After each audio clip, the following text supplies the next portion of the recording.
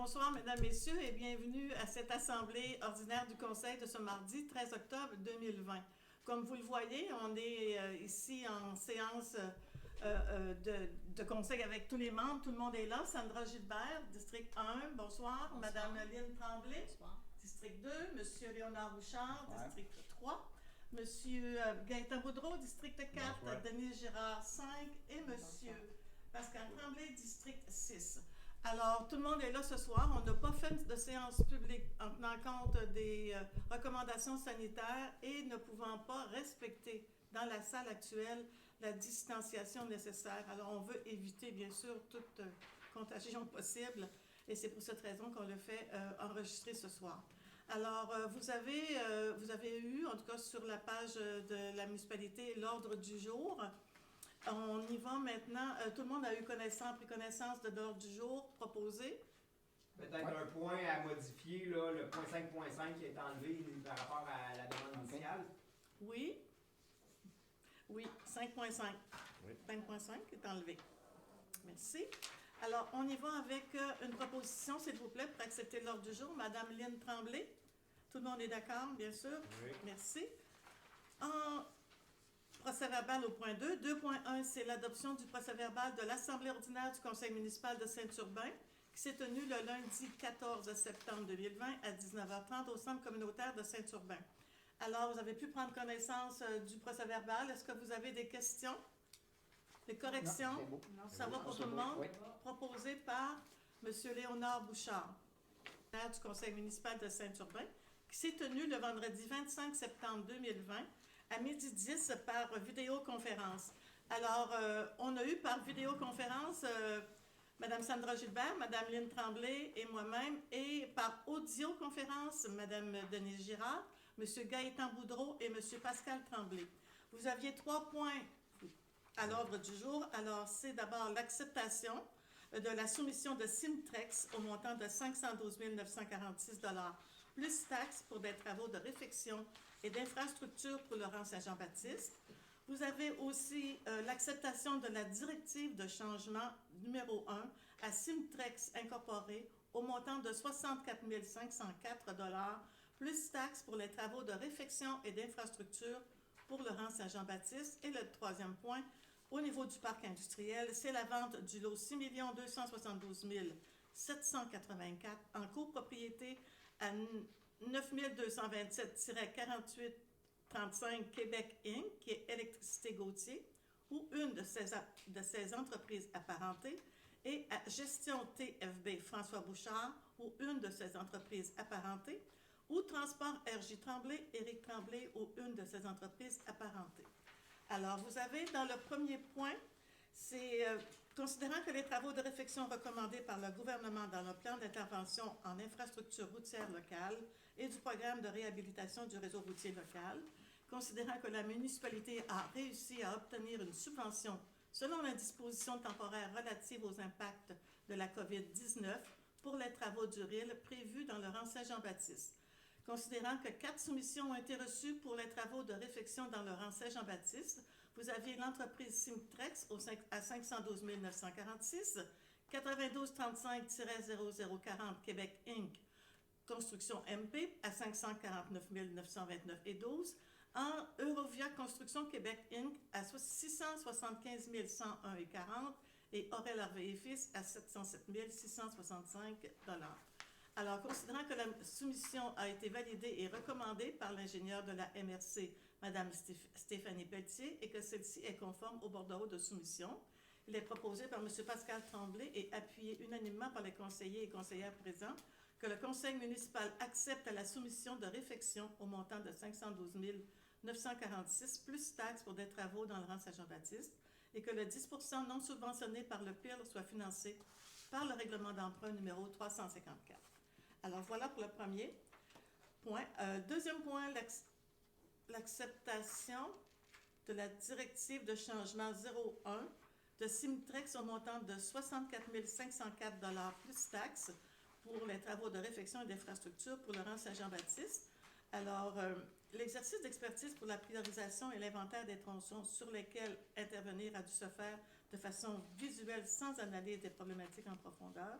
considérant que des ponceaux ne sont pas subventionnés dans le programme de réhabilitation du réseau routier local, mais que ceux-ci doivent quand même être faits avant le début des travaux, considérant que la municipalité devait faire des travaux de réfection de ces ponceaux en régie, que cela nous aurait fait économiser beaucoup d'argent, mais que le manque de main-d'œuvre ne nous permet pas de pouvoir faire ces travaux avant la réalisation des travaux subventionnés dans le RIL COVID-19.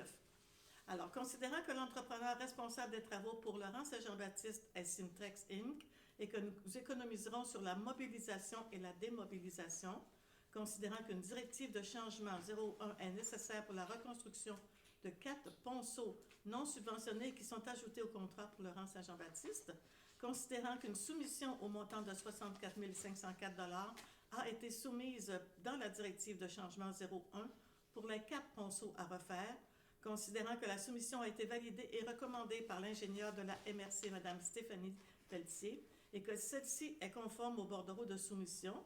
Il est donc proposé et appuyé et résolu unanimement que les conseillers et conseillères présents, que le conseiller municipal accepte la directive de changement 01 au montant de 64 504 $ plus taxes de Simtrex pour les travaux de reconstruction des ponceaux dans le cadre des travaux dans Laurence et Jean-Baptiste et que les sommes pour pallier à cette directive de changement soient payées par le règlement d'emprunt numéro 354. Alors, c'est le deuxième point. Et le dernier, dans le parc industriel, c'est la vente du lot 6 272 784 en copropriété à 9227-4835 Québec Inc. et à gestion TBF ou Transport RJ Tremblay, Éric Tremblay ou une de ses entreprises apparentées. Alors, la résolution de 2018-11-211 pour la vente du terrain 15 dans le parc industriel à 9327-4835 Québec Inc. et Électricité Gauthier, considérant que la paroisse de Saint-Urbain est propriétaire du lot 6 272 784 du cadastre de Québec, du Québec, soit le terrain numéro 15 du parc industriel régional, considérant que l'entreprise 9327-4835 Québec Inc. a officialisé son offre d'achat par le dépôt d'un montant de 4 227 $, soit 20 % de la valeur du prix de vente de 0,408 du pied carré, 4 cents du pied carré, et sans l'aménagement du terrain à 0,04 cents du pied carré. Considérant que ce lot constitue un terrain industriel en vertu de la loi sur les immeubles industriels municipaux, considérant que la compagnie 9327-4835 Québec Inc. désire créer un immeuble sur le modèle d'un condo industriel en copropriété divise ou indivise. Considérant que la compagnie gestion TFB François Bouchard souhaite devenir propriétaire sur le modèle de la copropriété, considérant que le contrat de vente final doit être signé devant notaire, considérant que la mairesse et le directeur général doivent signer cet acte de vente, en conséquence, il est proposé par Sandra Gilbert, appuyé et résolu unanimement par les conseillers présents que la paroisse de Saint-Urbain vende à 93-27-4835 Québec Inc. et à gestion TFB François Bouchard l'immeuble dont la désignation suit à savoir. Bon, je n'ai pas besoin de faire la lecture de l'immeuble complet. Alors voilà pour cette assemblée extraordinaire qui s'est tenue le vendredi 25 septembre dernier. Ça va pour tout le monde? Oui. Une proposition, s'il vous plaît? Je propose. Merci, Mme Sandra Gilbert. Alors, vous avez maintenant à la trésorerie, en 3.1, une résolution du conseil municipal pour approuver les comptes à payer du mois de septembre au montant de 173 864 et 21 sous et 21 886 et 57 en salaire. Alors, dans les montants de plus de 5 000 $, vous avez Asselin Électrique Incorporé pour un montant de 24 003 et 45 pour une facture concernant la programmation de l'eau potable FEP2. Vous avez le camp Le Manoir des Éboulements pour un montant de 40 753 et 44 sous. C'est le camp de jour de l'année 2020. Vous avez les constructions Saint-Gelais pour un montant de 8 204 et 80, qui est le remboursement de dépôt de 2 terrains dans le parc industriel, en lien avec bien sûr les milieux humides. Vous avez le groupe Hémisphère, un montant de 16 503 et 19, qui sont les honoraires du parc industriel pour la demande de CA et des plaintes et suivis des milieux humides. Vous avez aussi location Maslow incorporée pour un montant de 5 224,89 pour la location de la pelle mécanique pour la piste de vélo du Rang-Saint-Jérôme pour le mois de juillet. Vous avez Tremblay et Fortin Arpenteur, géomètre, vous avez un montant de 15 871,95 qui sont les frais d'arpenteur pour une partie de Saint-Jean-Baptiste, le prolongement de la rue du Parc industriel et la nouvelle rue des Mines à Saint-Jérôme. Vous avez finalement la ville de Baie-Saint-Paul, un montant de 10 454,78. Ce sont des frais pour la formation de pompier 1 pour les 5 candidats, formation ONU de Jérôme Fournier et pour l'entraide automatique. Alors, c'est ce qui totalise de plus de 5 000 $, un montant de 121 016,50. Est-ce que vous aviez, d'abord tout le monde a pu en prendre connaissance des factures, est-ce que vous avez encore des questions là-dessus? Non. Est-ce que ça va pour tout le monde? Oui. Est-ce que j'ai une proposition? Madame Éline Tremblay? Merci. Alors, vous avez en 3.2, c'est un dépôt du rapport financier comparatif 2020. Alors, vous avez le budget 2020 qui est un total de revenus de 2 017 208. Et vous avez le réel à date 1 964 725. Alors, nous sommes rendus à 97% du budget. Et l'estimation pour le 31/12/2020 est à 2 116 342. Au niveau des revenus, vous avez eu une taxation, nous avons reçu une taxation complémentaire de plus 15 630 $. Vente de terrain Saint-Jérôme, un plus 62 000 $. Et vous avez une enveloppe discrétionnaire de la députée de 20 000 $ et du ministre 12 000 $. Alors, ce qui nous a fait des revenus supplémentaires pour cette année de 99 134 $. Alors, ce qui nous fait le revenu total de 2 017 208. Vous avez au niveau des dépenses un montant de la quote-part au niveau MRC pour l'administration générale, particulièrement l'étude de l'entente de travail FQM, c'est un montant de 5 000 $. Vous avez les dépenses supplémentaires aussi de l'aide à la résidence au gré du temps, qui est 100% bien sûr la taxe municipale plus subvention plus SHQ. Vous avez aussi le projet de Jean-Jacques pour un montant de 2 000 $. C'est de diverses études et projets en lien avec l'acquisition d'une partie de son terrain. Vous avez aussi 20 000 $ de frais de financement, bien sûr, pour Laurent Saint-Jean-Baptiste, c'est 2019. Alors, vous avez aussi, bien sûr, avec la rue des Mines, plus l'achat du pick-up, le RAM 1500, alors, et la débroussailleuse, plus l'agrandissement du parc industriel. Alors, il y a eu des dépenses supplémentaires à ce niveau-là. Alors, vous avez un montant de 45 663 $ pour des dépenses supplémentaires.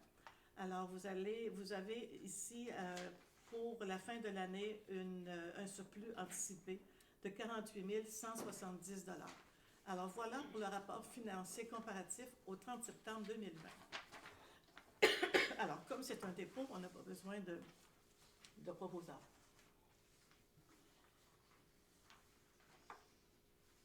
Vous avez maintenant en 4, voirie et infrastructure. En 4.1, c'est l'attestation de réalisation des travaux dans le cadre de la subvention accordée pour l'amélioration du réseau routier, programme d'aide à la voirie locale, volet projet particulier d'amélioration, circonscription, PPA-CE. OK, c'est beau. Alors, on y va avec cette première subvention de la part de la députée, un montant de 20 000 $ qui sont pour les travaux de ponceau et de drainage pour la construction d'une route municipale. C'est bien sûr la rue des Mines dans le Rang-Saint-Jérôme, développement du boisé du séminaire. Alors, vous avez là-dedans, bon, bien sûr, la carrière, l'achat de ponceau et le gravier dans l'entrepreneur. Alors, c'est un montant total de dépenses 2020 de 43 517 $. C'est le premier état des revenus pour le 4.1. Alors, est-ce que je prends une proposition, s'il vous plaît? Madame Denise Girard. Merci. Vous avez maintenant en 4.2, c'est une autre attestation de réalisation des travaux dans le cadre de la subvention accordée pour l'amélioration du réseau routier, programme d'aide, bien sûr, à la voirie locale, volet projet particulier, d'amélioration pour des projets d'envergure aux supramunicipaux, le PPA-ES.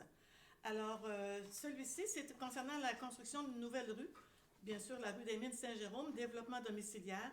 C'est la subvention du ministre qui nous a donnée, c'était sur 3 ans, mais nous, on l'a tout pris pour cette année. On pouvait le faire, alors c'est ce qu'on a fait.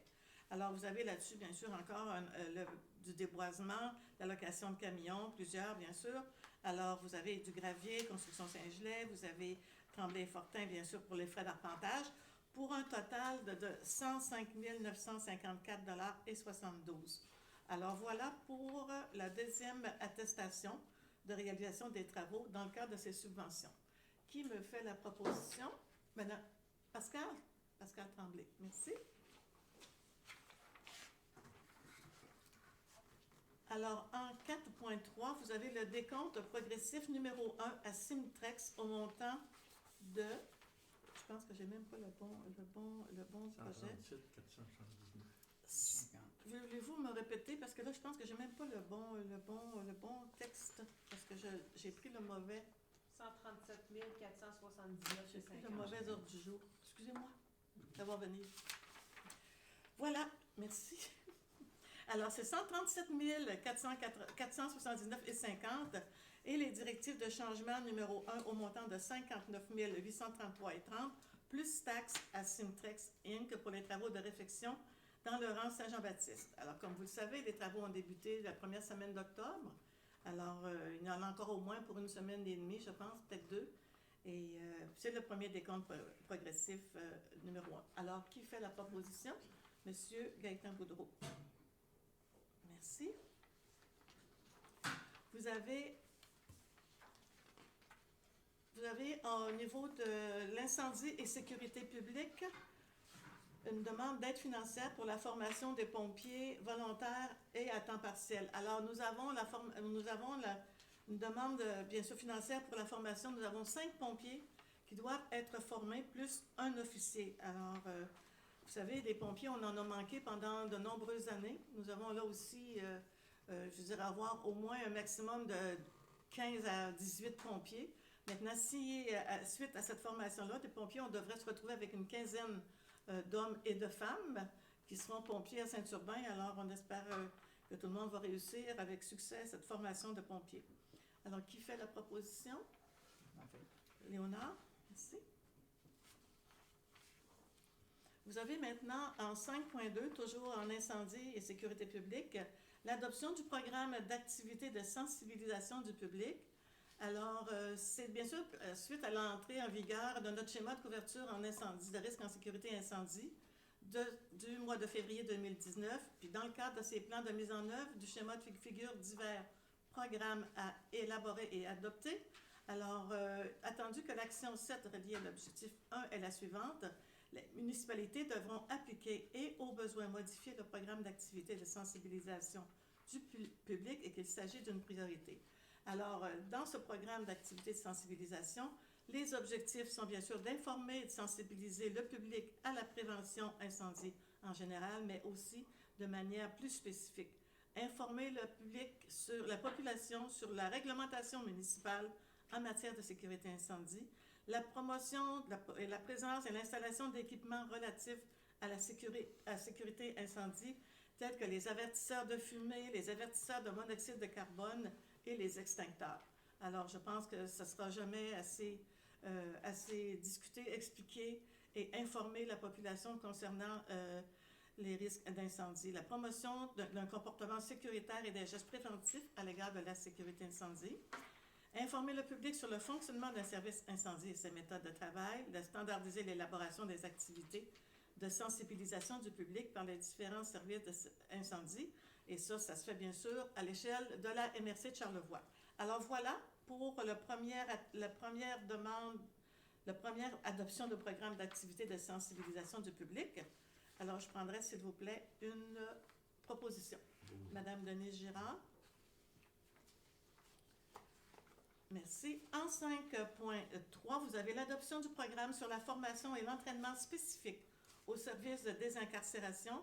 Alors, c'est encore bien sûr en lien avec le schéma, toujours notre schéma de couverture à risque incendie.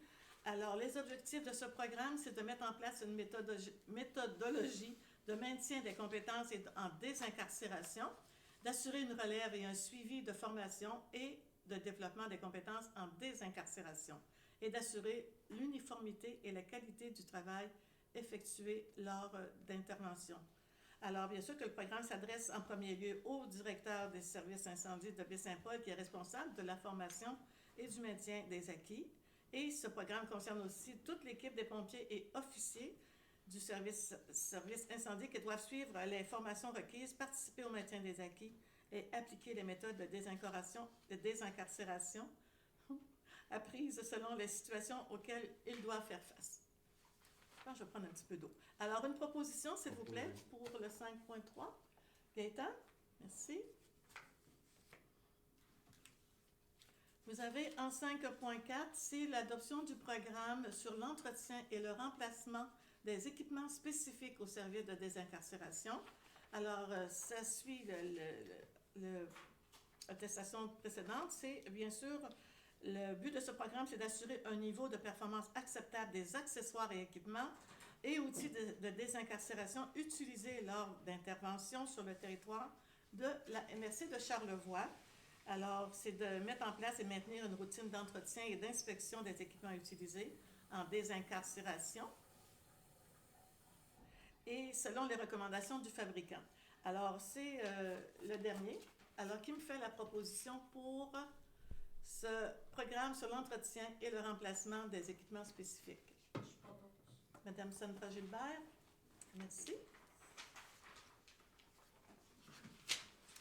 Alors, en 5.6, c'est l'acceptation de l'offre de service de la Ville de Baie-Saint-Paul au montant de 1 456 et 2 sous plus taxes pour la formation Pompier 1 pour un 5e candidat. Alors, qui me fait la proposition? Pascal?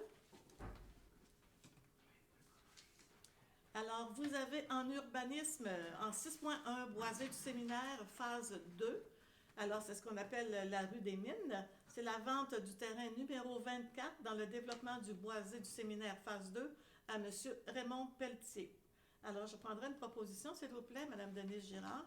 Merci. Vous avez en 6.2 dans le parc industriel la vente d'une partie du lot 5 720 453 dans le parc industriel à finition béton Charlevoix. On parle ici d'une partie du lot.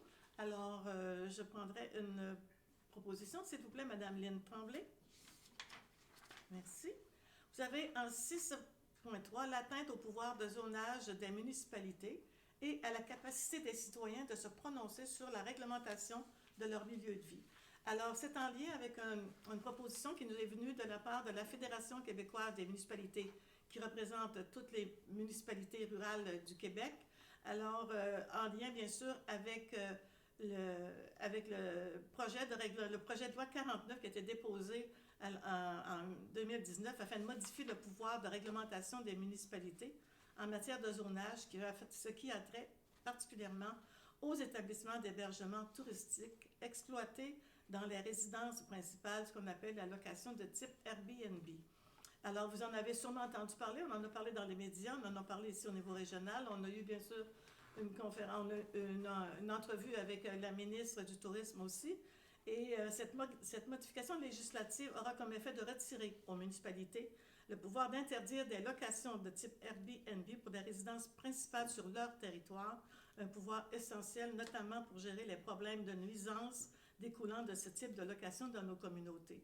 Alors, je pense que le gouvernement nous retourne des responsabilités de plus en plus importantes, nous considère comme un gouvernement de proximité, alors qu'il nous laisse gérer nos règlements comme on l'entend, bien sûr, en respectant les lois. Mais de ce côté-là, je pense que l'ensemble des municipalités du Québec sont d'accord pour dire que on ne peut pas accepter cette modification du projet de loi. Alors, on verra pour la suite. Et bien sûr, considérant que le pouvoir d'adopter des règlements de zonage déterminant et encadrant les usagers est un pouvoir fondamental confié aux municipalités, lié à leur responsabilité de gérer l'aménagement de leur territoire inscrite dans la loi sur l'aménagement et l'urbanisme. Alors voilà. Alors que le Conseil municipal indique au gouvernement du Québec ainsi qu'aux membres de l'Assemblée nationale son opposition à l'article 81 du projet de loi 67 Loi instaurant un nouveau régime d'aménagement dans les zones inondables des lacs et des cours d'eau, octroyant temporairement aux municipalités des pouvoirs visant à répondre à certains besoins et modifiant diverses dispositions, étant donné qu'il retire un pouvoir essentiel aux municipalités. Alors, le Conseil municipal demande au gouvernement du Québec de retirer l'article 81 du projet de loi 67 pour le laisser dans le projet de loi 49 pour laisser place à la discussion afin de trouver une solution raisonnable permettant aux municipalités de conserver leur pouvoir de zonage et d'assumer les responsabilités de maintenir un milieu de vie de qualité, sécuritaire et sain, et de conserver le droit des citoyens de se prononcer sur la réglementation de leur milieu de vie. Alors voilà, proposition, s'il vous plaît. Oui. Monsieur Gaëtan Boudreau, merci.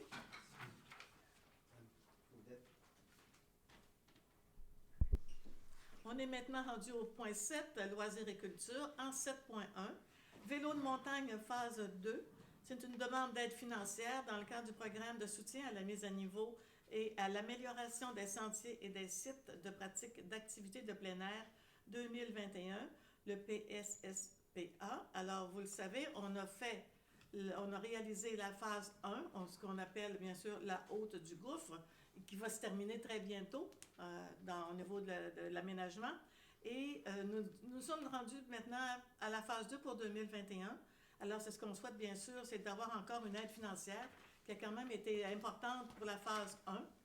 Disons qu'on a besoin de cette aide financière-là. Alors, je prendrai, s'il vous plaît, une proposition. Monsieur Pascal Tremblay, merci. Au point 8, c'est la résolution en caractère général. En 8.1, c'est l'adoption du plan d'action MADA. Alors, au niveau du plan d'action MADA, c'est pour 2020-2030, alors c'est pour 10 ans. Alors, c'est l'engagement de la municipalité.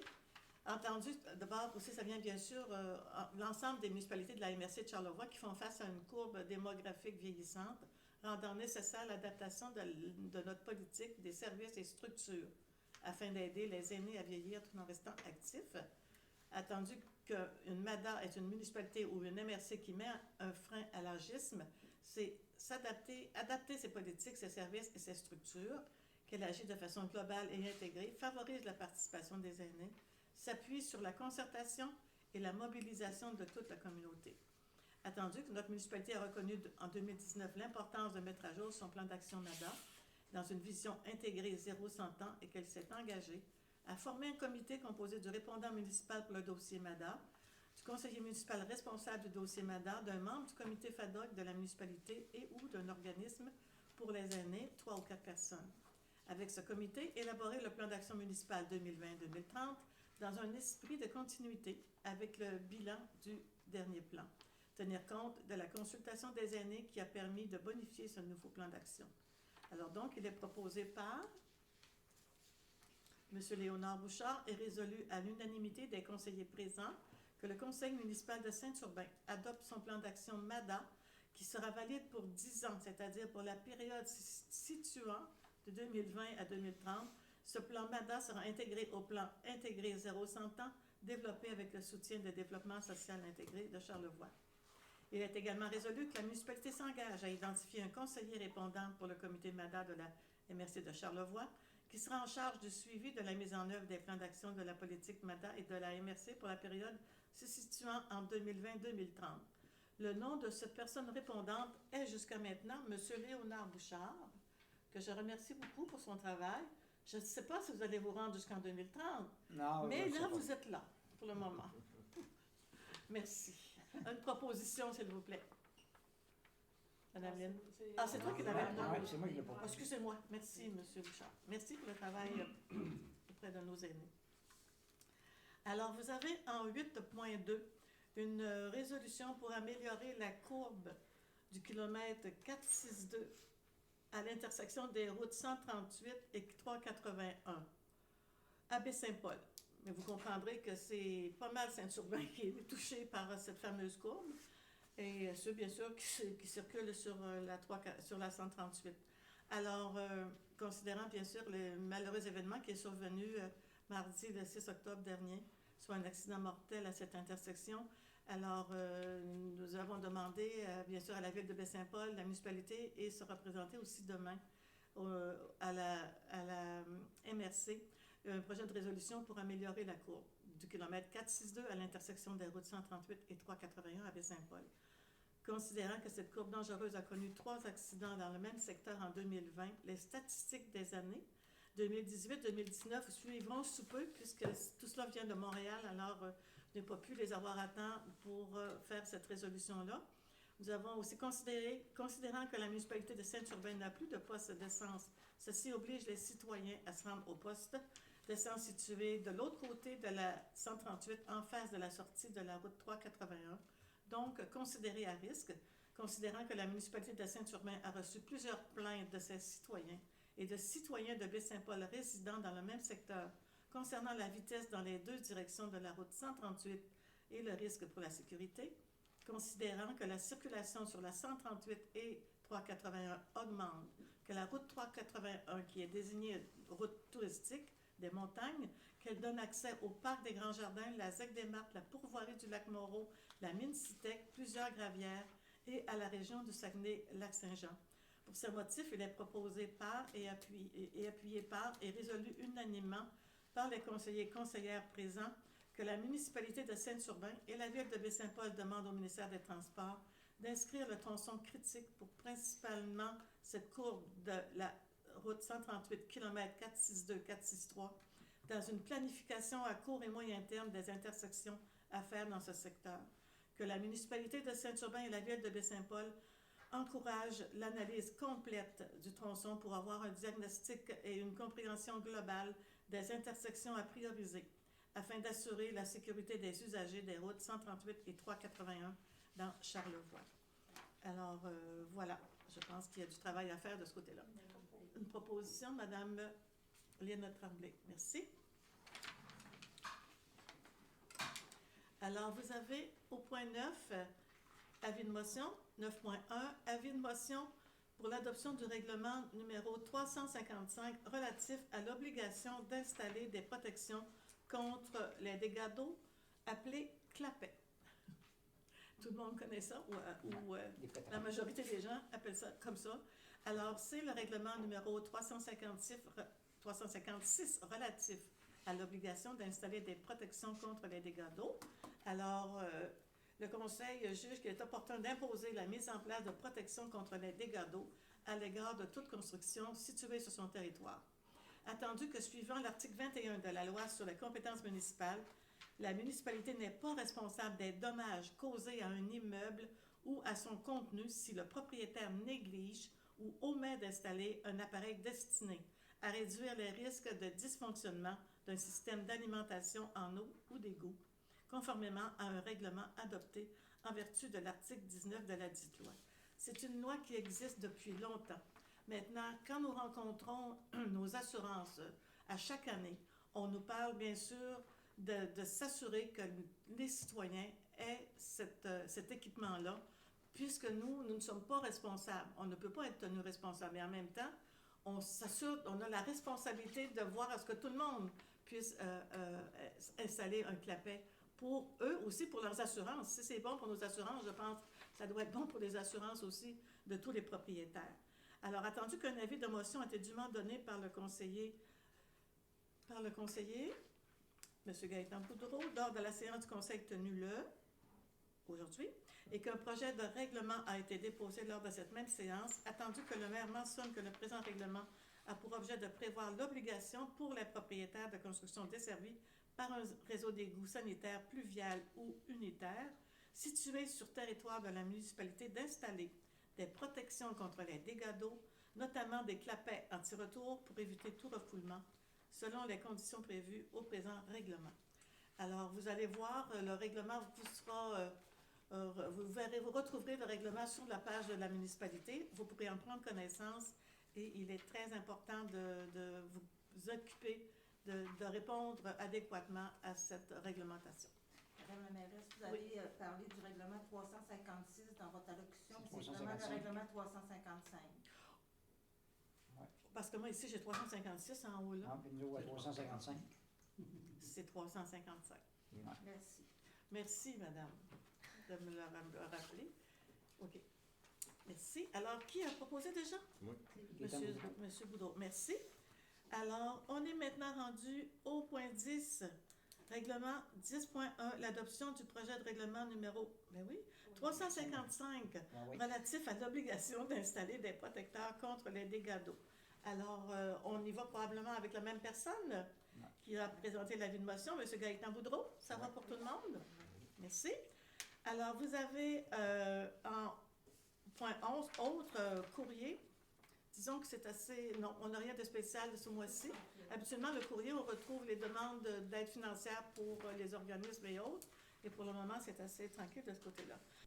Alors, au point 11.2, affaires nouvelles, 11.2.1, une demande de transfert de fonds de 500 $ à la Maison des jeunes qui s'appelle le district pour les achats et la planification des projets.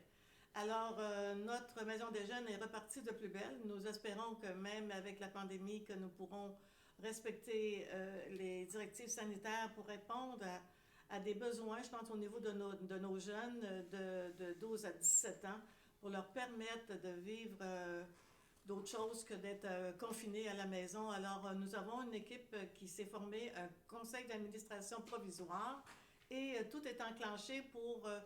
Nous le souhaitons avoir une belle année 2020-21. Alors, à ce moment-ci, vous avez en 11.1, c'est un transfert de fonds de 500 $ pour l'achat d'équipements ou l'achat de ce qu'ils peuvent avoir besoin pour le fonctionnement. Alors, ce comité provisoire nous a produit une résolution et la résolution d'un procès verbal d'une réunion du comité provisoire qui s'est tenue à Saint-Urbain le mercredi 7 octobre dans les locaux de la Maison des jeunes. Alors, j'avais suggéré à cette équipe d'avoir une activité pour l'Halloween, parce que même si nous avons une période difficile, on souhaite bien sûr qu'il y ait une activité Halloween. Et en lien avec ça, bien sûr qu'il y a des achats à faire. Alors,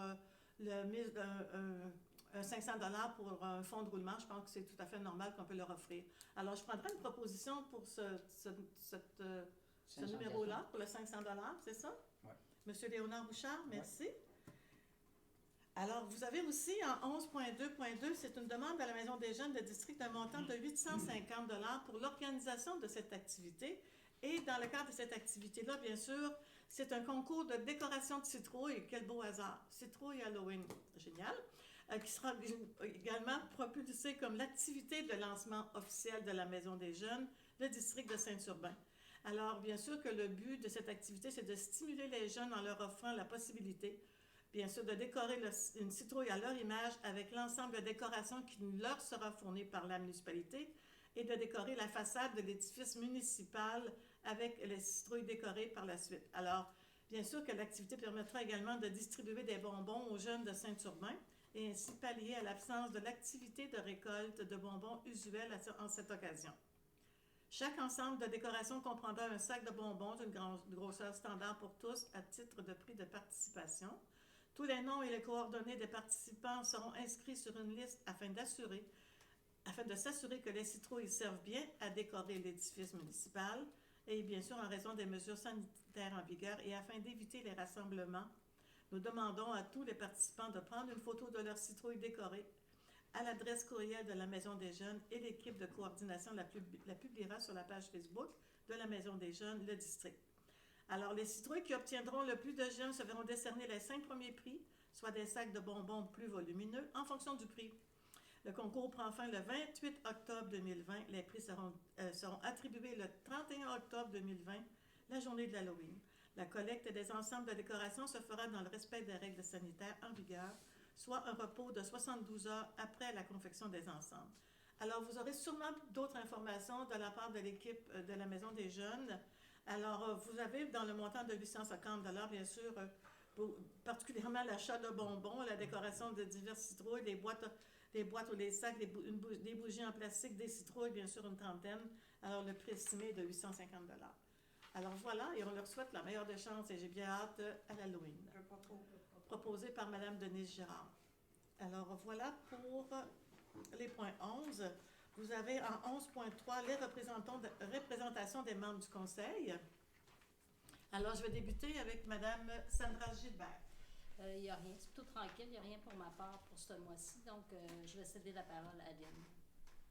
Ben, moi, ce mois-là, on a plus d'articles dans le colporteur, donc vous allez avoir un colporteur septembre-octobre qui devrait arriver d'ici le début de la semaine prochaine. Ah, Léonard, moi, j'ai remise des cartes de la FADOC avec Mme Marie-Marthe Fortin le 23 septembre. Et puis, des téléphones que j'ai fait un peu pour encore cette tabarnache de génératrice-là, qui n'est pas capable d'avoir aucun montant d'argent. Fait que c'est tout ce que c'est que j'ai ce mois-là. Merci, Léonard. Bonjour. Pour ma part, les travaux dans le rang Saint-Jean-Baptiste se poursuivent. L'asphaltage devrait se faire vers la fin de la semaine ou plus tard au début de l'autre. Puis les entrées après ça de maison devraient se faire au début de l'autre semaine là, après l'asphaltage. Puis les gars, les gars travaillent pas mal pour l'hiver, à streamer pour l'hiver puis les réseaux. C'est pour ça qu'on n'a pas pu faire les calvettes non plus avec un gars dans le gars en moins. Faut nos gars travaillent pour l'hiver pour être prêts. Ben moi, j'invite la population qui n'ont pas encore pris le temps de venir visiter le sentier de vélo à Saint-Jérôme, les passerelles, le belvédère pour voir les mines. Prenez quelques minutes de votre temps avec les belles couleurs pour venir le marché. C'est vraiment beau. Puis dans le colporteur, pour les personnes, pour l'Halloween, là, tout va être écrit, puis sur les réseaux sociaux aussi. Oui, on a plusieurs rencontres présentement au niveau du conseil d'administration de la résidence au gré du temps. Pour ceux qui ne le savaient pas, donc en septembre, on a eu la démission de notre directrice générale. On est à travailler présentement pour trouver une remplaçante. Donc, on a quelques rencontres cette semaine à ce niveau-là. Travailler également parce que possiblement qu'on passera vendredi Charlevoix en zone rouge au niveau du COVID. Donc, on travaille de manière très serrée avec le CIUS et puis la santé publique pour respecter les normes sanitaires là, qui nous sont demandées là, dans le but de protéger les résidents le plus possible. Donc, au niveau de la résidence, là, il y a beaucoup de travail dans les semaines à venir. Dans la dernière assemblée, j'avais eu des questions de la population au niveau des statistiques de la rivière à saumon. Donc, le sommaire de la saison, donc les 4 derniers mois de pêche, juin, juillet, août, septembre. Si vous me le permettez, il y a eu en 2020 1373 forfaits d'un jour de vendus comparativement à 890 en 2019. Donc, c'est un écart de 483 de plus qu'en 2019. Donc, c'est quand même important.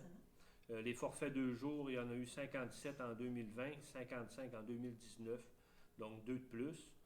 Forfait 3 jours, 54 en 2020, 33 en 2019, donc 21 de plus. Donc, on peut voir là, que les écarts sont toujours de plus en plus élevés. Les forfaits saisonniers, donc les forfaits les plus importants, il y en a eu 171 en 2020 et 101 en 2019. Donc, une augmentation de 70 comparativement à l'an passé. Donc, c'est extraordinaire. Au niveau des jours pêche, il y a eu 3528 jours pêche en 2020, comparativement à 3148 en 2019. Donc, un écart de plus de 380 jours pêche de plus sur la rivière. Donc, la moyenne d'âge des hommes était de 47 ans, des femmes de 40 ans. Le plus jeune pêcheur cette année avait 8 ans et le plus vieux 86 ans.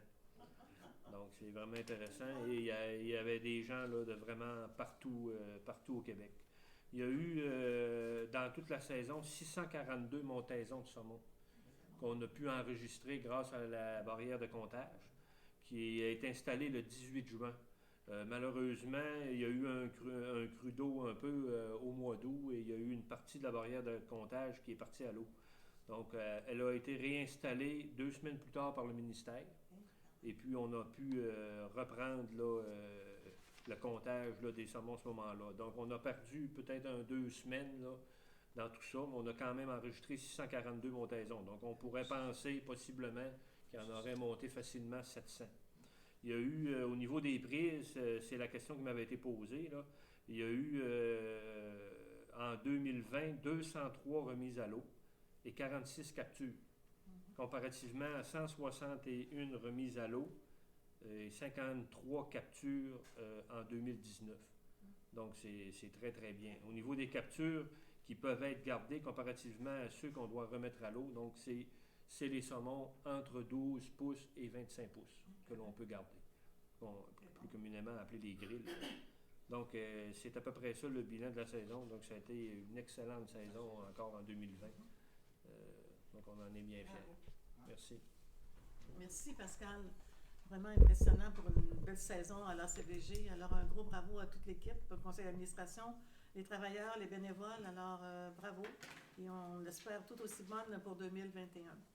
Alors, on continue avec, en ce qui me concerne les représentations, mais en fait, j'ai eu les rencontres au niveau des MRC, le CA et la séance régulière, et aussi des entrevues à la radio, à la télévision, aussi des suivis.